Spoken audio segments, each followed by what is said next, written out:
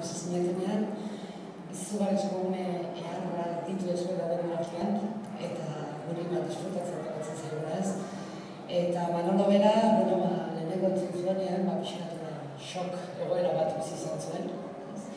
Behar esaten zuen ere garaian musika, ritmoa, melodia eta harmonia zean, eta oain ez dakipata entzaiten. Eta egia da, zenbat eta gehiago entzun, orduan gustorago dago, esaten du rockeroa sentitzen naiz, eta ni neuk egia zen masterra bukatu baino leheneko froga bat entzun nuen, Joseba Irazuki astoa ikusi nuen kantatzen, kotxean bakarrik nindoala, algara batean, eta bukaeran ja kriston algara batean zen dituzitean mundiala. Eta hoxe, bakizue, Manoloko bere lan pedagogikoa, eskoletan eta urte asko eman ditu horretan, eta nik beti entzun izaten nion kursilloetan, irakumezu maiztekin lanean, hau nik egindako lana da, nire unekin egindako esperientzia, niri balio dit.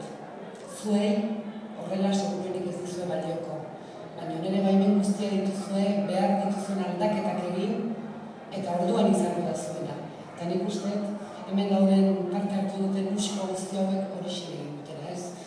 Agian artista batek edo sortzaile batek hori hau txikiarekin esaten dut, gero kosta egiten da benetan ikustea aldatu dela.